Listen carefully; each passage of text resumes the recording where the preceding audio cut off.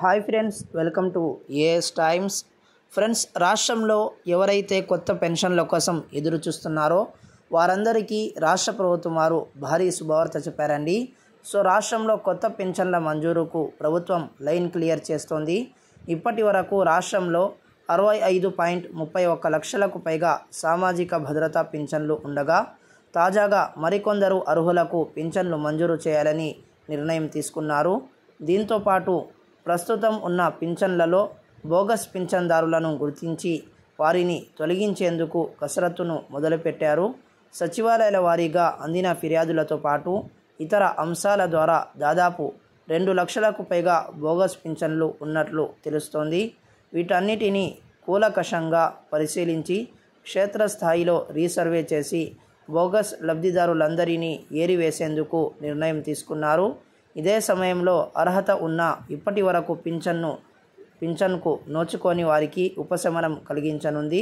అంతేకాకుండా గత ప్రభుత్వ హయాంలో అర్హత ఉన్న కొందరు లబ్ధిదారులను అనర్హులుగా ప్రకటించి పింఛన్ను రద్దు చేసినట్లుగా పలు ఫిర్యాదులు గ్రీవెన్స్లో అందాయి. వీటన్నిటిపై పరిశీలన చేసిన ప్రభుత్వం లబ్ధిదారుల వాదనల్లో వాస్తవాలను గుర్తించి రీసర్వే ద్వారా ఇప్పటికే వారందరికీ వర్తమానం అందించింది. అలాగే కొత్త పింఛన్ల కోసం టీడీపీ ప్రజావేదికతో పాటు మంత్రి నారా లోకేష్ నిర్వహించిన ప్రజా దర్బార్లో అనేక వినతులు అందాయి. ఈ నేపథ్యంలో అక్టోబర్ నుంచి కొత్త పింఛన్ల దరఖాస్తులకు స్వీకరణకు అవకాశం కల్పించేందుకు ప్రభుత్వం ఏర్పాట్లు చేస్తోంది. సచివాలయాల వారీగా దరఖాస్తులు చేసుకునే విధంగా ఏర్పాట్లు చేస్తున్నారు. క్షేత్రస్థాయిలో వాలంటీర్లు, సచివాలయ సిబ్బంది ద్వారా సర్వే నిర్వహించి అర్హులందరికీ పింఛన్లు అందించాలని ప్రభుత్వం నిర్ణయించింది. వికలాంగులు, దీర్ఘకాలిక వ్యాధిగ్రస్తులకు కూడా కొత్త పింఛన్లు మంజూరు కానున్నాయి.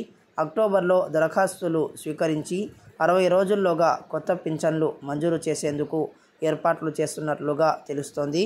సో ఇదండి అప్డేట్. ఈ వీడియోని మర్చిపోకుండా లైక్ చేయండి, మన ఛానల్ని సబ్స్క్రైబ్ చేసుకుని ఫాలో అవుతుండండి. So thanks for watching this video. All the best.